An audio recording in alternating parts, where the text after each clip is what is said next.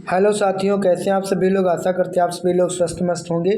तो आइए देर ना करते हुए सीटेट की जो तैयारी कर रहे हैं विद्यार्थी, सीटेट दिसंबर 2025 जिनका 14 दिसंबर को जिनका एग्ज़ाम है, उनके लिए हम हिंदी यहाँ पर जो है 30 नंबर की आती है, तो हिंदी का जो है सिलेबस कराने जा रहे हैं। तो आ जाइए देर ना करते हुए सीधे टॉपिक उठाते हैं। यहाँ से पहला टॉपिक है भाषा अर्जन और भाषा अधिगम सीखेंगे। क्या होता है भाषा अर्जन? तो यहाँ पर भाषा अर्जन एक ऐसी प्रक्रिया है जिसके अंतर्गत बच्चा अपने आसपास के वातावरण परिवार में रहकर भाषा को सीखता है। सीधे समझ लीजिए, जब बच्चा छोटा होता है तो अपने मम्मी पापा को बोलता हुआ देखता है, आस पड़ोस के बच्चों को बोलता हुआ देखता है, अपने से बड़ों को देखता है बोलता हुआ, तो उनसे जो सीखता है आसपास रह करके अपने आप जो सीख जाता है उसको हम लोग कहते हैं भाषा अर्जन।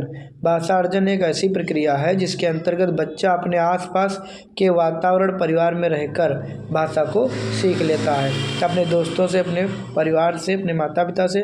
और यह बहुत सरल होती है, इसको सीखने के लिए कॉलेज नहीं जाना पड़ता, बहुत ही सरल होती है। आइए आगे बढ़ते हैं। यहाँ पे देखते हैं, यहाँ पे लिखा है कि वह दूसरों का अनुकरण करके भाषा को सीखता है। माने जैसा उसके मम्मी पापा बोलेंगे वैसा ही वो अनुकरण करेगा और सीखेगा, जैसा उसके बड़े बोलेंगे वैसा सीखेगा, दोस्त उसके जैसा बोलेंगे अड़ोस पड़ोस के वैसा ही वो सीख जाएगा। यह प्राकृतिक प्रक्रिया है, नेचुरली रूप से प्रोसेस है, नेचुरली तरीके से सीखता है। इसके लिए कोई औपचारिक साधन की आवश्यकता नहीं पड़ती, यानी कि इसके लिए ट्यूशन और कॉपी किताबों की कोई आवश्यकता नहीं पड़ती है।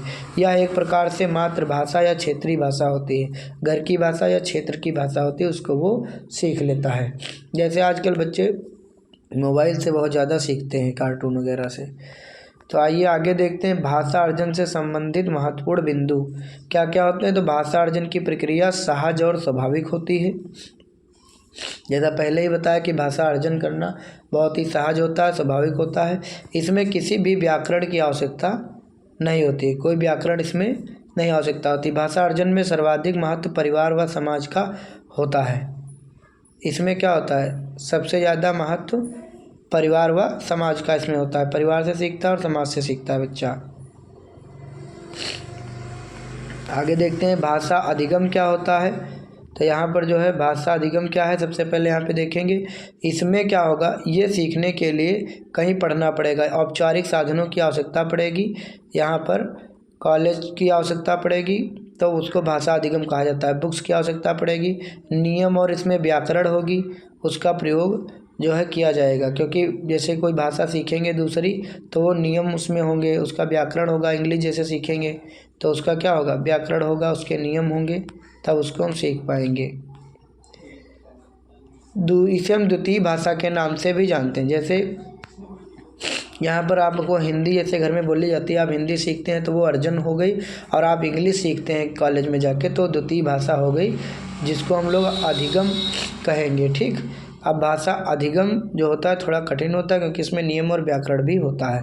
भाषा अधिगम से संबंधित तथ्य। भाषा अधिगम विद्यालय में प्रारंभ होता है, विद्यालय से बच्चा सीखता है। भाषा अधिगम से संबंधित महत्वपूर्ण तथ्य यहाँ देखेंगे।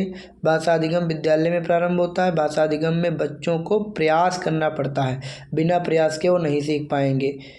ठीक, यहाँ पर देखते हैं भाषा अधिगम में शिक्षक, विद्यालय, पाठ्यक्रम, पाठ्य पुस्तकें, शिक्षण पद्धतियाँ आदि की भूमिका रहती है। अधिगम करने का मतलब, अगर टीचर नहीं आपको सिखाएगा कैसे सीखेंगे, विद्यालय नहीं जाएंगे तो कैसे सीख पाएंगे, पाठ्यक्रम उसका एक होता है, उसके लिए पाठ्य पुस्तकें होती हैं, शिक्षण पद्धति होती है उसके लिए, तब वो बच्चा उस चीज़ को सीख पाता है।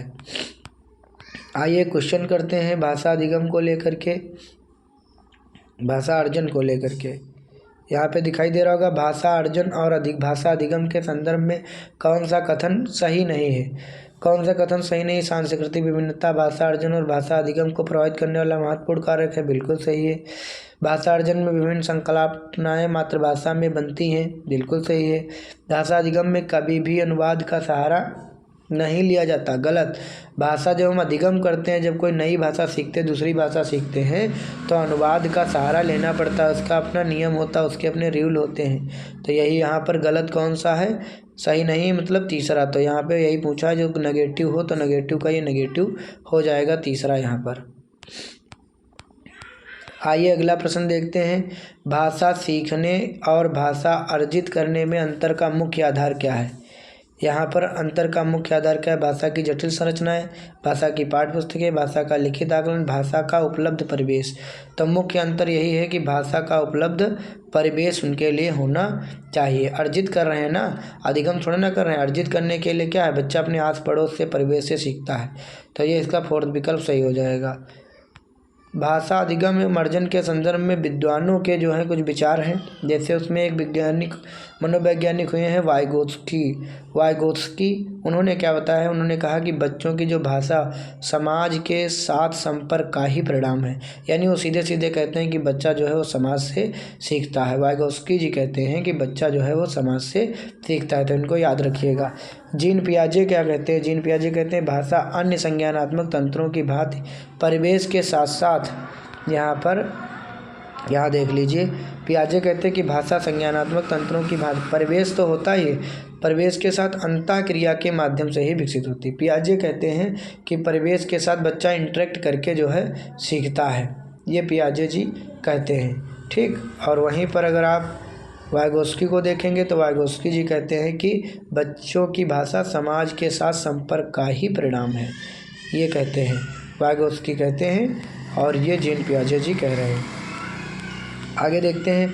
एक हुए हैं नॉन चॉम्स्की। उन्होंने बताया कि भाषा अर्जन की क्षमता जो होती है बालकों में जन्मजात होती है, यानी जन्म से पूर्व से ही वह होती है, और वह भाषा की व्यवस्था को पहचानने की शक्ति के साथ पैदा होता है। यानी इनका मानना है कि बच्चा जन्म से पहले, यानी इन्होंने एक दिया था एलएडी, लैंग्वेज एक्विजिशन डिवाइस, यानी भाषा अधिग्रहण यंत्र, यानी बच्चा जब जन्म लेता है तो उसके पहले यानी माँ के गर्भ से ही वो भाषा सीख करके आता है। ये इनका कहना है कि जन्मजात होती है क्षमता बच्चों में। चॉम्स्की के अनुसार कौन सा कथन सही है? तो इसमें बच्चों में भाषा सीखने की क्षमता जन्मजात होती है। पहला विकल्प बिना देखे हमारा सही हो गया। आइए अगला प्रश्न करते हैं। भाषा अर्जित करने में वाइगोत्स्की ने किस पर सबसे अधिक बल दिया है? वाइगोत्स्की क्या कह रहे थे? समाज में होने वाली भाषा प्रयोग में, यही बताया, समाज से अंतःकरण करके, इंटरेक्ट करके बच्चा सीखता है। तो यहाँ पर विकल्प नंबर सेकंड हो जाएगा। अहम केंद्रित भाषा की संकल्पना किसके घनिष्ठम रूप से जुड़ी हुई है? तो अहम केंद्रित की भाषा की जो संकल्पना है वो किसके द्वारा यहाँ पर हुई है? तो ये नॉन चॉम्स्की के द्वारा हुई है। इसको जो है करेक्ट हो जाता है यहाँ पे। भाषा अनुकरण के माध्यम से सीखी जाती है, अनुकरण इमिटेशन के माध्यम से सीखी जाती है। तो ये हो गए स्किनर जी कहते हैं कि भाषा जो है इमिटेशन के माध्यम से, यानी बच्चा जैसा सुनता है वैसा ही कॉपी करता है और उसको सीख जाता है। जैसा उसको बोलोगे तो वैसा वो भी बोलेगा। आइए देखते हैं भाषा कौशल। यहाँ पर देख लेते हैं भाषा लैंग्वेज स्किल्स, भाषा के कौशल कितने होते हैं? तो मुख्य रूप से यहाँ पर दो भागों में बांटा गया, अभिव्यक्तात्मक कौशल प्रोडक्टिव स्किल और ग्रहणात्मक कौशल रिसेप्टिव स्किल। अब यहाँ पे जो हम अभिव्यक्त करते हैं तो बोल करके और लिख करके हम किसी को बता सकते हैं, और ग्रहण करने वाले दो कौशल होते हैं सुनना और पढ़ना, यानी सुनकर और पढ़कर हम ग्रहण कर सकते हैं, और किसी को अगर व्यक्त करना है तो बोल करके या तो लिख करके व्यक्त करेंगे। टोटल यहाँ पे 4 कौशल हो जाते हैं। इसको इंग्लिश में याद करेंगे तो LSRW, इसको देखेंगे LSRW, यानी लिसनिंग माने यहाँ पर क्या होगा? सुनना, और ये स्पीकिंग माने बोलना, रीडिंग माने पढ़ना, और राइटिंग माने लिखना। तो इसमें से जो है बोलना और लिखना, ठीक, स्पीकिंग और राइटिंग, ये जो है बोलना और लिखना, एक मिनट, बोलना और लिखना, स्पीकिंग और राइटिंग, ये जो हो गए अपने व्यक्त करने वाले, और ये LR यानी लिसनिंग सुनना, और R रीडिंग पढ़ना, ये ग्रहण करने वाले कौशल हो गए। तो इसको जो है याद रखना।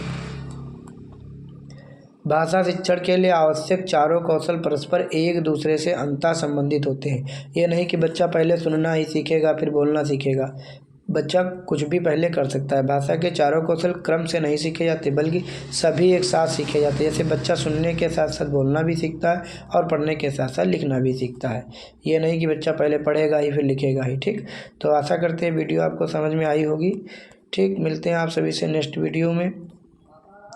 तब तक के लिए आप सभी लोग हमारे यूट्यूब चैनल पे बने रहें और बताएं वीडियो कैसा लगा।